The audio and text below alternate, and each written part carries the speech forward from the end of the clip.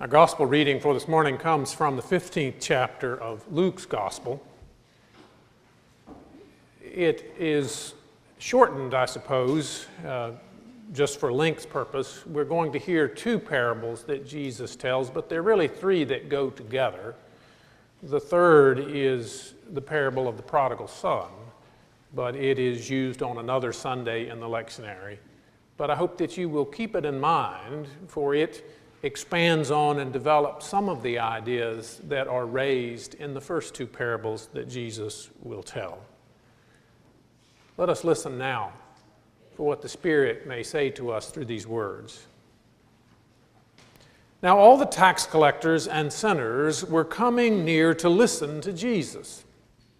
And the Pharisees and the scribes were grumbling and saying, "This fellow welcomes sinners and eats with them." So he told them this parable. Which one of you, having 100 sheep and losing one of them, does not leave the 99 in the wilderness and go after the one that is lost until he finds it? When he has found it, he lays it on his shoulders and rejoices. And when he comes home, he calls together his friends and neighbors, saying to them, "Rejoice with me, for I have found my sheep that was lost." Just so, I tell you, there will be more joy in heaven over one sinner who repents than over 99 righteous persons who need no repentance. Or what woman, having 10 silver coins, if she loses one of them, does not light a lamp, sweep the house, and search carefully until she finds it? When she has found it, she calls together her friends and neighbors, saying, "Rejoice with me, for I have found the coin that I had lost." Just so, I tell you, there is joy in the presence of the angels of God over one sinner who repents. The word of the Lord. Thanks be to God. A few weeks ago, Sean and I decided on a little getaway, and so we went up to Gettysburg for a few days. And we got there late in the afternoon and decided that we would walk around in downtown for a little while. And by the time we finished walking around, it was past supper time, and we started looking for a place to eat. Nothing fancy, just a place to eat. We were peering in the windows and looking at the menus on some of the doors, and eventually we picked a place right downtown, right in the square at the center of town. The name of the place was the Blue and Gray Bar and Grill, so obviously they cater to the tourists. We didn't really want to wait for a table, so we went in and grabbed a couple of seats at the bar there, which turned out to be populated more by locals, it seemed. They seemed to be regulars. They were carrying on a pretty lively conversation with the folks working behind the bar. Now, I don't know if it's the alcohol or if it's just in the nature of bars, but eventually we got drawn into the lively conversation at our end of the bar. There weren't any formal introductions or such, but somehow we just became two more people engaged in the fellowship at that end of the bar. A few years ago, the New York Times travel section had an article on the pubs of Oxford, England. And in the introduction to these pubs, it said, "A good pub is a ready-made party, a home away from home, a club that anyone can join." I think that's probably true about good bars, too. And Sean and I discovered a little of that ready-made party, club anyone can join feel there in Gettysburg. Now, Jesus seems to give off a very similar vibe. There's a ready-made party, club anyone can join feel about him that it gets the religious folks' noses bent out of joint. For some reason, a lot of religious folks have a problem with bars. Sometimes it's an objection to alcohol, but there's also a certain suspicion about the sort of folks that frequent bars. Bars can have their share of unsavory sorts, and they tend not to be very judgmental places. Pretty much anyone is welcome at the bar. Jesus, though, is a religious person. His followers call him rabbi. And he's going around teaching about how God wants us to live. So what's with the bar vibe? Why is he hanging out and embracing people who haven't seen the inside of a church in years? Why is he having beer and burger with them like they were his best buds? There's something about religion that sets off the boundary-setting tendencies that are simply a part of being human. We Presbyterians may not be as big about it as some other groups, but still, we like things decently and in order. Technically speaking, you have to be baptized to enjoy the food and drink at this table, though that's a rule we tend to ignore here at Falls Church. And living in an era when style often trumps substance, we Christians have created a lot of style boundaries. A lot of Christians wouldn't be caught dead in an establishment that didn't have an organ and a choir singing Bach. But there are other Christians who wouldn't think of going into a place that didn't have a band and a screen with video clips on it. And both groups tend to look down their nose at the other. When Jesus hears that, what's he doing hanging out with them complaint, he does what he so often does. He tells some stories. Stories that are often favorites of many Christians. As I mentioned, there are actually three: the lost sheep, the lost coin, and the lost son. Better known to most of us as the parable of the prodigal son. The first two are clearly a pair, but the third, the prodigal, is meant to go with it, and it drives home much more forcefully something implied, a question implied in the first two, the question of whether or not we religious sorts will join in the party that starts when a lost one is found.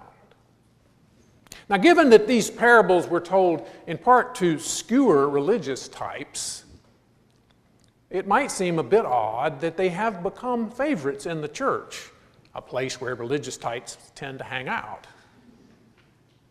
But I suspect that most of us have felt lost on occasion. At times, some of us have lost faith, have felt like we've lost God. And it's comforting to know that when we reach such a place, we are the objects of God's searching. One writer put it that to those whose lost object is faith itself, these parables whisper that to lose one's faith, that is, to become like the tax collector and the sinner rather than the Pharisee and the scribe, is to have wandered into the place where one can be found, into the Jesus pub, perhaps. But in those times when Christians act more like religious insiders, when church congregations look more like private clubs than a bar or a pub, then Jesus' parables speak a different message. God is more worried about the outsider than the insider. The party really gets going. The celebration at the Divine Pub really kicks off when the outsiders arrive, when the lost are found, when the estranged return. And in that last parable Jesus tells, the one of the prodigal, the older, dutiful, religious brother is standing outside when the party begins, unable, or perhaps unwilling to join the festivities. Indeed, the party seems to be the focus of all three of these parables. When someone is found, when God finds someone, a party is required, and heaven can't wait to enter into the celebration, never mind what the religious folk think. Scott Bader Say writes, "So salvation consists not purely or even primarily in rescue, but in being drawn into the eternal celebration. For the Pharisees and for every critical naysaying voice in the church, the question becomes, who are you ready to party with? If the answer is, we don't party, or we don't party with them, then the righteous ones have ceded to the pub the parable of the kingdom." I saw something on Facebook the other day that maybe said it even better. It said, we've gotten it backwards. We're not the ones who rescue the lost. The lost are the ones who rescue us. Many of you have probably heard the phrase, the church is a hospital for sinners, not a museum for saints. Generally credited to, what did I say? Anyway, not a museum for saints.